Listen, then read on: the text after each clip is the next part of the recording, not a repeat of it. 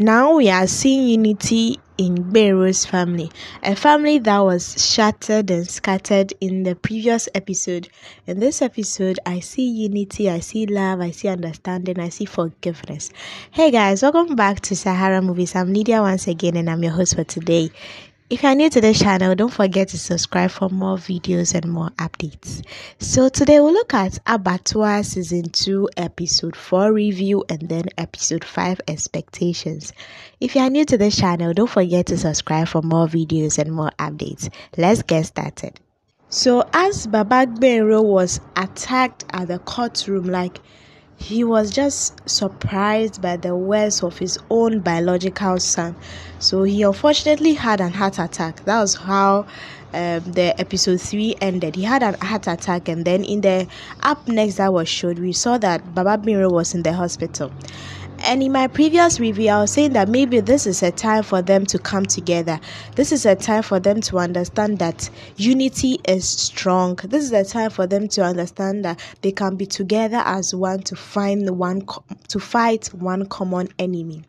So we saw that Bero was showing remorse. He was sorry for treating his dad that way, and his dad was also apologizing for being so involved with Mr. Martins. He doesn't regret doing that, but at least he could have done it with his family involved. He could have done it with his son involved. He could have done it not solely. He could have done it with the people who loved him, who loves him. He could have involved him in the fight against one common enemy. So yes, Mike-Bamiloye was on the hospital bed, and then finally he woke up. And at the point that he woke up, his wife and his son were sitting by him, praying for him, conversing.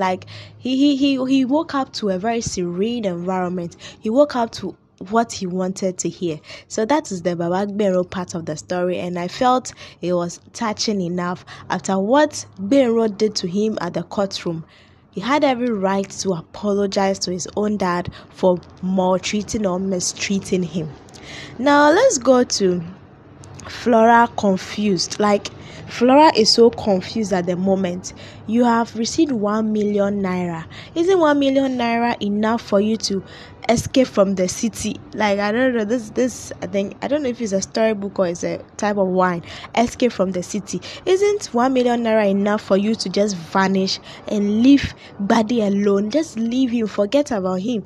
1 million naira is enough for you to start up your own business. That is, if you think prostitution is your source of income, and getting 1 million naira, you could use that wisely.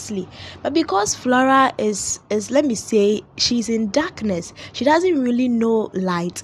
She sees 1 million naira as money to chill. She sees 1 million naira as something that you can just finish in a week. But if she was in light, if she was in Jesus Christ, as Sandra is always trying to push her in, she'll know that 1 million naira, even though it's coming from a bad man, even though it's coming from bad means, dubious means, she can make use of it. She can start a business with it. But to her, 1 million naira is nothing, because she sees darkness in her future. She thinks she has already messed up her future. She thinks her life is already shattered. It's dark and there's no turning back. So that's how come Flora sees 1 million naira as nothing. Flora sees 1 million naira as nothing. And the part that Sandra went to tell her that she needs to go, I'm happy Sandra stood on her words. Yes, she stood by her words. She agreed with her mom that if you're able to talk to Flora for a minute, I'll stay over and still convince her to come home. If I'm not able to convince her to talk to you for a minute, then I would have to pack my things and leave. And even though Flora was still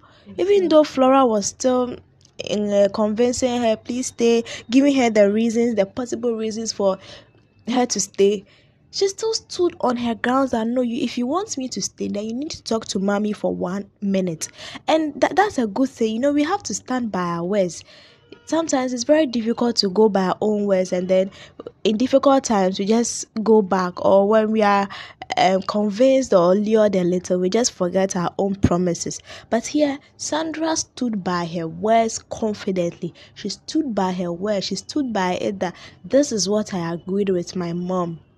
She respected her mom, even though the conversation between Flora and their mom wasn't so successful. Like, it didn't have any positive ending though, but the mission was accomplished. Flora finally spoke to her mom, and I was very, very happy about Flora and what she did.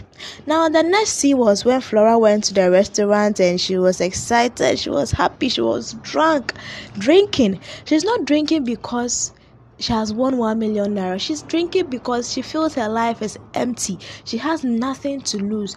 If she gets drunk and disgraces herself at the restaurant or at wherever she is, there's no shame. Because she doesn't have any image to impress. Like, she doesn't have anyone to impress. And then boom, Bade showed himself. So it's like he added kerosene to the flames, like to the fire, and the fire just blazed. Like, I don't know how I'm saying, but I'm saying that Bade showing up made things worse or made things better for Flora, because she was already drunk. She didn't care what people were thinking about her at the moment, and like, she didn't have any second thoughts about anything. She just walked straight to Bade and disgraced him mercilessly. Now Bade's daughter Nike knows who her dad is. I know finally, gradually, she will know that her dad is a murderer. I'm even sure in the killing process, she'll hear something about it and she'll be very surprised. She'll be so surprised about the fact that her dad is a killer. Her dad actually pays people to kill someone when he doesn't even take care of his own family, when he doesn't take care of his own daughter, when he doesn't take care of his own wife, but he has tons of money to spread to prostitutes. So I'm happy that at least Nike was there when Flora was making the scene. And I'm also happy that Nike believed that Flora wasn't a lunatic. Flora was only drunk. And being drunk is when you say the truth. Yeah. Now that Bade has told the robbers to kill Flora, I didn't see the point. Okay, so I planned to kill someone. Okay, let me say there was no plan like that. Someone calls you that I had a dream that you have sent 3 men to kill me, and this, like saying everything accurately. Isn't it smart for you to use another means if you want to kill the person? Like, I don't get it. If Bade is, I don't know how come Bade could be this dumb. If Flora has called you and then said that, who are those 3 men you are sending to kill me, and you denied it, and then you go ahead and send 3 men to kill her, like, how smart is that? If in case they miss the shot, you are the first suspect. You are the first and only suspect. So Flora has a gift of seeing the future. And as soon as she created the scene, I was saying that Flora doesn't really care about anything now. Whatever happens to her, she has nothing to lose. As soon as she created the scene at the restaurant, she told her sister, yes, the next is my death. The next is my death. And yes, she was able to see someone pointing a gun at her. So my problem with Bade is, if someone has called you to tell you that, who are those 3 men you sent to kill me, why don't you use another means? Like, I'm not encouraging Bade to kill Flora though, but I'm saying that how dumb for Bade to use the same means. If something happens, you are the first and only suspect. You are honestly, and it really excites me how come Flora sees exactly what is about to happen to her. So I'm happy that Flora will be expecting that people will kill her, and instead of being defenseless, she should rather protect herself. Instead of being defenseless, she should rather protect herself. So I saw something about Adebole's son, who is happy about finding Christ, even though his mom maltreated him. He went through a lot. But I didn't see the excitement in his dad's eyes. Like, he was okay, but he wasn't so excited. And the reason why I think his dad wasn't so excited is because if you slack just a little bit, the devil will take advantage. If you slack just a little bit, the devil will take advantage. Right now, you're not facing any obstacle. Right now, you think your parents are your dad is taking care of you, paying your fees and all that. So you can go on with your ministerial work and all that. But if any challenge comes your way, that is how we can test your faith. That is how come your faith can be tested. So I think his dad was a bit relaxed because he knows that when you are too confident or overconfident in Christ, and you feel everything is going on, there will be a temptation that can knock you down. That is why I think Adebole is somehow not happy. Like he's somehow straightforward about his son's happiness in finding Christ. Yeah, but all the same, it's not bad. And now that Adebole's son has gone to a school to preach and coincidentally met Bade's son Nike, I was like, wow, such a small world.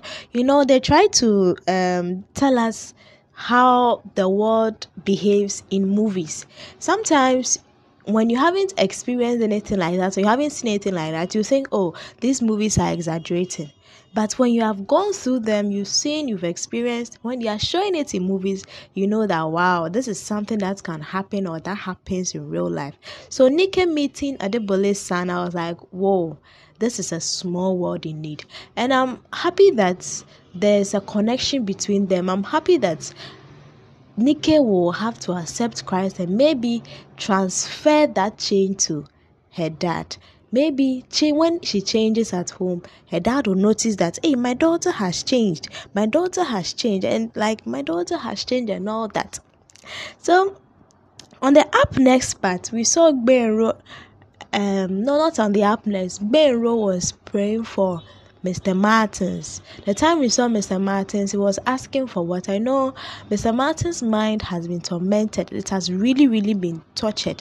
It has been traumatized. It feels as if the mind is being controlled by someone else. That is how I see it. And it's like Mr. Martins has hardened his heart he's made his heart so hard, making it very difficult for he himself. He's saying he wants to avenge his dad. He doesn't want anything to do with him. But he doesn't know that you need to pray for your enemies.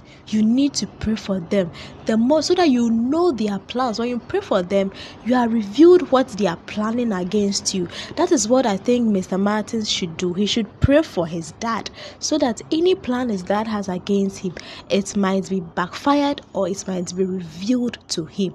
So Mr. Martins, now they are saying he has psychological problem or he has mental problem. This is just too much for him. It is really hitting him left, right, center. He's very, very confused at this phase in his life. Mr. Martins is very, very confused. And the part that Benro was praying for him on the bed, I felt very touched. He was praying for him in front of Mr. Martins. At the same time, Baba Benro was praying for Mr. Martins at the hospital. At the same time, Benro and Mama Benro were praying for him in their houses. This is the unity that Mr. Benro or Baba Benro was supposed to have attacked the devil with from start. But anyway, it's better. They say, well, better late than never. It's good that Baba Benro has realized his mistake. His son has also realized his mistake, and now they have come together and they are fighting against one common enemy. They've come together and they are fighting against one common enemy. There was this part that Mr. Benro said he wants to see Flora. I think instead of seeing Flora, he should rather pray for Flora. He should pray immensely for Flora. Because Flora, I don't know, Flora is someone that, or you know how difficult she can be, but deep down she has a very good heart. But she's difficult. She can shout over you. She can just do anything, behave like anyhow. So I think Baba Benro should rather pray seriously for Flora, that the next time they appear in court, Flora should be in her right senses. She should be in her spiritual senses, so that she can tell nothing but the truth to the court. Now to some expectations. So Flora and Sandra. Flora and Sandra. Now that Flora is telling Sandra to go home because she feels her life is in danger. She feels that she feels the enemy closer and closer. Sandra is not that easy. She's very difficult, just like her sister, but they all have a good heart. I think, Flora, after she goes long and long, she'll ask, okay, so what do you want me to do? What you want make her do? That's how she talks. What you want make her do? So I think that Sandra will bring up the option of she rather following her to their house. I really, really agree on this, that Sandra will bring up the idea of she following her to their home instead of she going alone, because the deal was to come and go with to go and go with her. But if she's rather sacking her, then the both of them should leave, because initially she wanted to leave and she said no, don't leave. So why have you suddenly changed your mind just because you had a dream that someone is coming to kill me? Yes, I'm happy Flora sees the future, like in terms of dreams, and like she's been revealed what is going to happen to her. Fear is one, but her sister says something like, if you've seen people attacking you, why don't you just rebuke it? But because she doesn't believe, because she hasn't accepted Christ, she doesn't know what to do. She doesn't rebuke it. She just has the dreams, wakes up, feels uncomfortable, feels scared, like is afraid and all that, instead of fighting against it. So I feel that now that she has had the dream and she's trying to sack Sandra, the options for them now is either Sandra will go with Flora to their house, or that night they are going to pray.